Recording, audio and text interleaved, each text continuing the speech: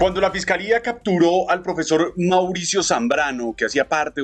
del plantel educativo del colegio Marymount, pues un juez de control de garantías no encontró los elementos probatorios suficientes para considerar que representa un peligro para la sociedad o para la víctima, y por tanto era innecesaria la medida de aseguramiento. De inmediato, la fiscalía apeló esa posición del juez de control de garantías, que lo dejó en libertad. Y el ente acusador insistió que los hechos son bastante graves. Recordemos, es un caso de abuso sexual ocurrido contra una estudiante del colegio Marymount, ubicado en el norte de la capital del país. Y allí, pues todo ese material probatorio indicaría que justamente Mauricio Zambrano sería el responsable de esos abusos. Su defensa, por el contrario, argumentó, hizo algunas aseveraciones, entregó también material de prueba que en ese momento el juez eran suficientes para evitar que fuera a la cárcel, que podía enfrentar ese proceso estando en libertad. Y así ocurrió, lo dejaron en libertad. La fiscalía, pues, al apelar a la decisión,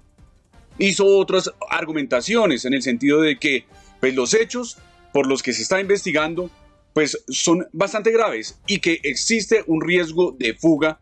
para que esta persona se acerque o comparezca ante los estrados judiciales de cara a lo que sigue en ese proceso, que es el juicio en contra de Mauricio Zambrano.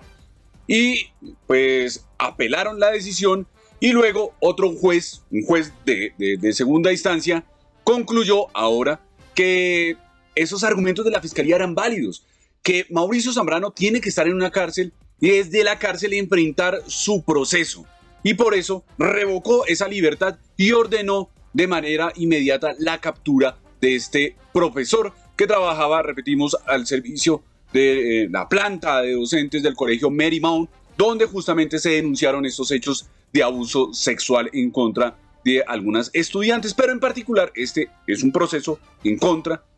de una víctima que incluso habló, entregó declaraciones a la fiscalía y fueron el soporte para la primera orden de captura. Es decir, a Mauricio Zambrano ya lo habían capturado, son justamente las imágenes que seguramente ustedes están viendo a través de las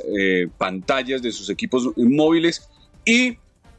pues cuando lo presentaron ante los jueces de control de garantías, pues concluyeron que efectivamente hay materiales de prueba, que hay elementos, hay evidencia para que lo señala como presunto responsable de esos abusos, pero que esos elementos no eran suficientes para mantenerlo privado de la libertad. Una consideración completamente contraria ocurrió ahora en este estado judicial, donde el juez insiste, hay una responsabilidad, una presunta inferencia de autoría o responsabilidad o participación,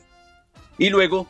la necesidad de la medida de aseguramiento, y por eso revocaron esa libertad y le pidieron a la fiscalía recapturar a Mauricio Zambrano y mantenerlo en esa medida de aseguramiento, con esa medida de aseguramiento, mientras avanza el proceso en su contra. La defensa, por supuesto, se va a oponer, va a solicitar revocatorias de medida de aseguramiento, la libertad, en fin, va a haber un movimiento interesante a nivel jurídico en este proceso del caso Marymount, que bajó un poco el tono cuando dejaron en libertad a Mauricio Zambrano, pero ahora, y luego de la presentación del escrito de acusación, por supuesto va a tomar una relevancia significativa por la connotación, por los hechos que son materia de investigación y que derivaron en otra serie de procesos o por lo menos de alertas en diferentes alcaldías con las cifras de casos que involucran a profesores en hechos de abuso sexual en contra de estudiantes. Pues estaremos por supuesto muy pendientes de lo que avanza en todo este proceso, recordemos, conocido como el caso Marymount.